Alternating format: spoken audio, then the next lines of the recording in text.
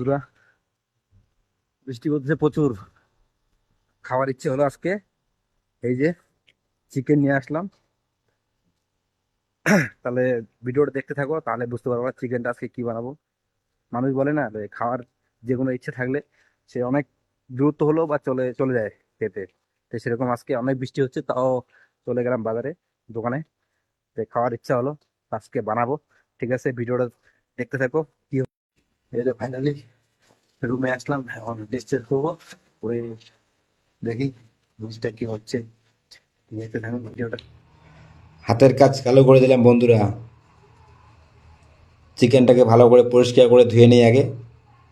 আর দোকান থেকে নিয়ে আসলাম না, এই জন্য ভালো করে পরিষ্কার না করলে এইভাবে ফট করে হালকা করে ধুইলে ভালো লাগে না। নোংরা টোঙা থাকে এমনিতেই পোলট্রির মধ্যে। চলো দেখা যাক তাহলে চিকেন পকোড়া কী দিয়ে তৈরি হয়। এই যে দুটো ডিম দিলাম। দুটো ডিম দেওয়ার পরে তারপরে যে ওই যে মেডিসিন আছে, এটা এখানকার পাওয়া যায়, এখানকার মেডিসিন দিতে হবে। মেডিসিন দিয়ে জিনিসটাকে পুরো করতে মাখতে হবে। চলো দেখাচ্ছি ভালো করে কি করতে লাগবে।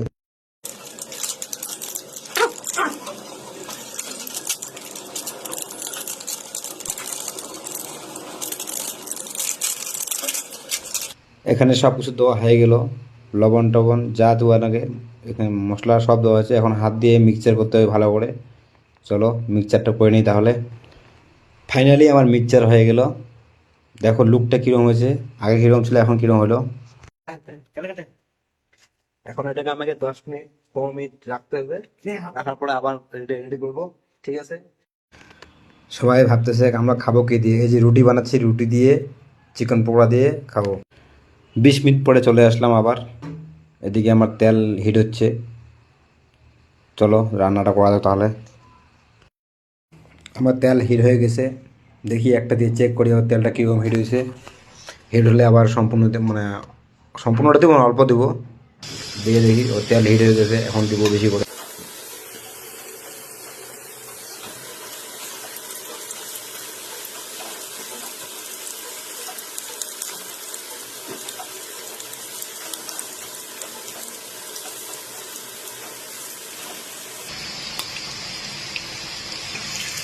জানি না আমার চিকেন পকোড়া সিস্টেমটা আমার ভুল আছে নাকি। আমরা তো এই সিস্টেমে বানাই, খাই আমরা। আর বন্ধুরা তোমরা কী সিস্টেমে বানাও অবশ্যই বলো। আমার সিস্টেমটা যদি ভুল হয়ে থাকে, আমার আইটেমটা যদি ভুল হয়ে থাকে, সবাই একটু কমেন্টে জানাও।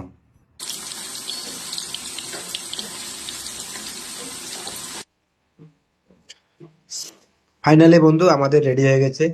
দেখো আজকে হচ্ছে টমেটোর চাটনি, এটা হচ্ছে মাংস পকোড়া, যারা কে কি বলে জানি না। আর খেয়ে দেখি টেস্টটা কিরকম। এই যে নিলাম হাতে। হম, খুব সুন্দর হয়েছে। তো আমার ব্লগটা আজকে কিরকম লাগলো তোমাদেরকে, সবাই একটু বলো কমেন্টে।